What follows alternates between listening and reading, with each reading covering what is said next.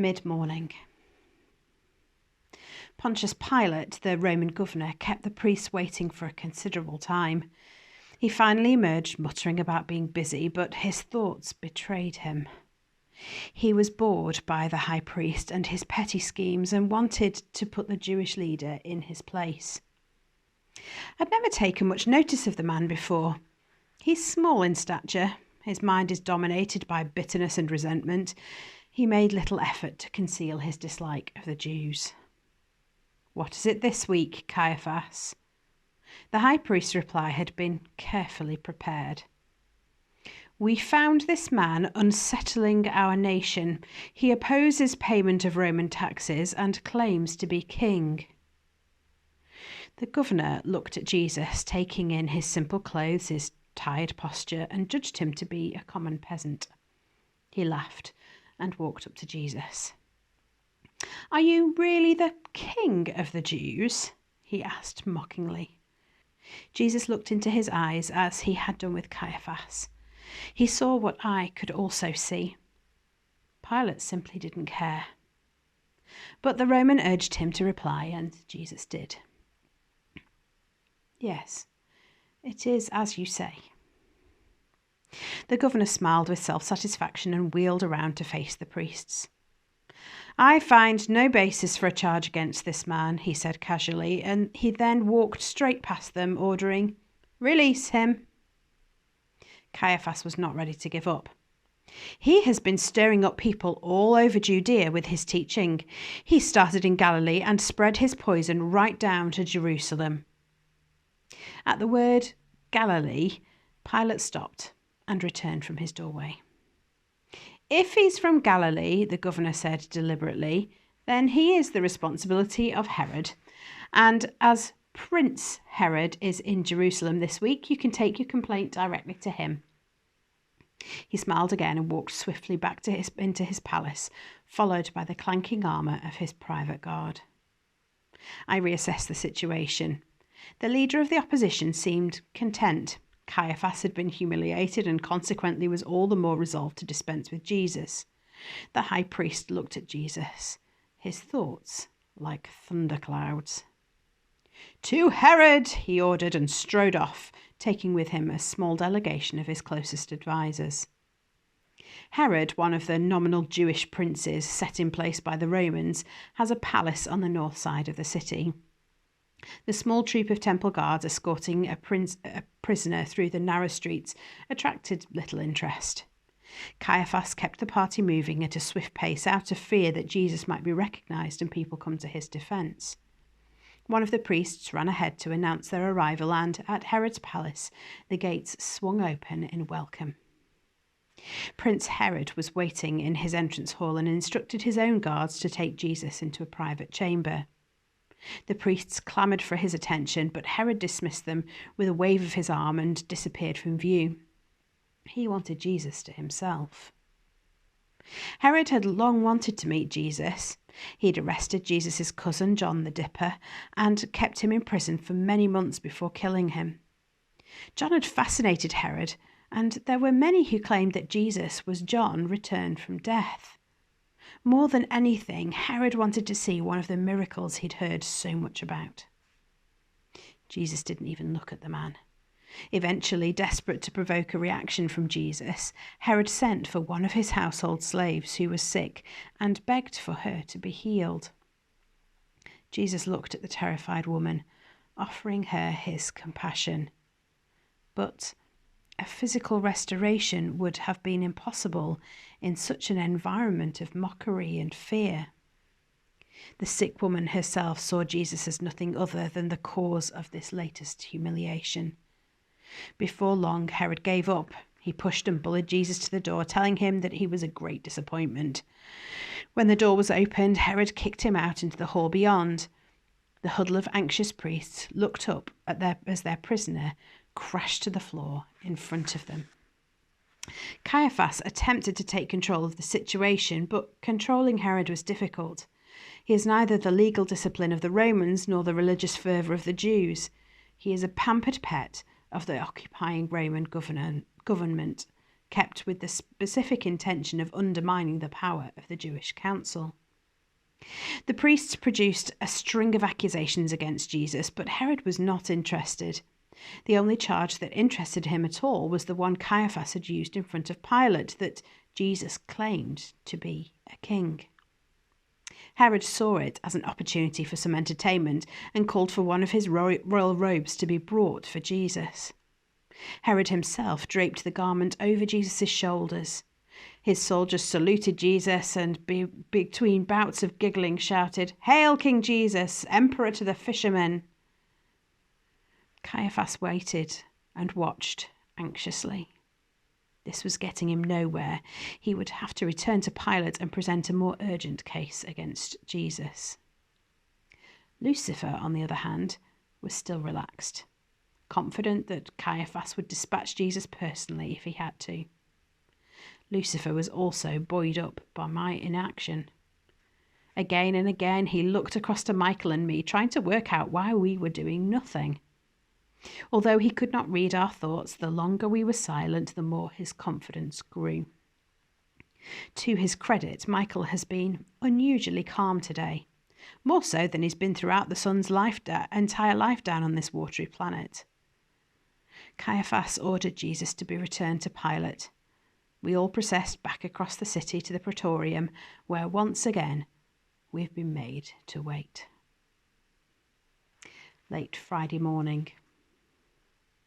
By the time the Roman governor had emerged again from his fine stone palace, most of the Jewish council had arrived back from the temple precincts. Pilate marched across his courtyard towards the large herd of priests. His mood was one of utter frustration that the petty-minded Jews were bothering him once again. However, halfway through the neatly paved yard, his eye was caught by the sight of Jesus, dressed in Herod's expensive cloak, several sizes too big for him. Pilate immediately appreciated the prince's joke. Summoning a guard, he sent the man to Herod with a message. "Ask him if we can borrow the cloak for a while. It looks rather good on the carpenter." That done, Pilate's scowl returned and he completed his journey towards the waiting priests. "I was hoping not to see you again today, Caiaphas." Caiaphas cast a carefully prepared line in the direction of his adversary. "Herod is not interested in maintaining peace in this city, but you and I know that we cannot afford trouble when Jerusalem is packed with pilgrims for the Passover." The hook caught. Keeping the peace at Passover time was always a concern for Pilate, but he did not want to be manipulated by Caiaphas. The governor replied, "You brought this man to me, claiming that he was stirring up rebellion. I examined him in your presence and found no basis for a charge against him. Neither has Herod, evidently." The two men looked at one another with cool aggression. "Therefore, I will have him whipped, and then," a sardonic glint sparkled in his eyes, "and then, in honour of your Passover feast, I will release him." Caiaphas's blood pressure rose instantly, and something similar happened within the leader of the opposition. Lucifer glared at me, assuming that I'd used Pilate to outwit him. Caiaphas and his colleagues exploded with anger. They surrounded the governor like hyenas around an injured antelope. Waving arms in exasperation and pointing fingers, they bayed for Jesus' blood. "He must be killed," they insisted, repeating their message with rising hysteria. Pilate's guards approached anxiously, waiting and watching for any signs of physical violence. One voice in the mob rose above the others. "If you want to give us a Passover present, we will have Barabbas." This brought a great roar of approval, followed by numerous shouts of, "Give us Barabbas!" Meanwhile, the governor tried to make himself heard over the clamour, but the priests joined their voices and began to chant, "Crucify him! Crucify him! Crucify him!" The Roman politician conceded, lowered his arms, and slipped out of the fray. taking sanctuary in the heavily armed company of his personal bodyguard. Lucifer took control of the situation. Pilate was clearly shaken. Caiaphas was wild with rage. He had to act. He dragged the high priest away from the pack and stood him, straight and proud, directly in front of Pilate. Lucifer spoke firmly to his black-clad puppet. "Stick out your chest and say nothing."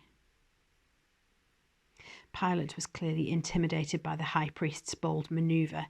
Caiaphas's veiled threat of violence on the streets of Jerusalem had focused his mind, but he did not intend to concede without a fight. "Why?" he bellowed. The governor allowed his question to echo around the enclosed courtyard and waited for silence. When all that could be heard was the distant clamour of crowded streets, he spoke again, this time quietly. "What crime has this man committed?" He did not wait for an answer. "I found no grounds for the death penalty. I will have him punished and will then release him." Lucifer was right next to Caiaphas and barked at him. "Do not move a muscle and say nothing."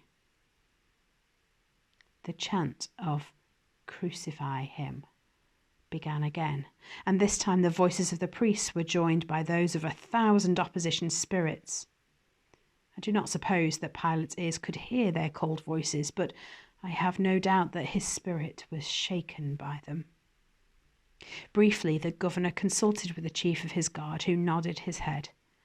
Pilate indicated to Caiaphas that he wished to speak, and the high priest held up his arm for quiet. "Very well," the Roman said in a matter-of-fact way. "Let's crucify him." There was silence. Nobody moved or spoke. All eyes were on the Roman governor, waiting for him to do or say something further, but he stood firm, his hands clasped behind his back, and he was waiting, but what for?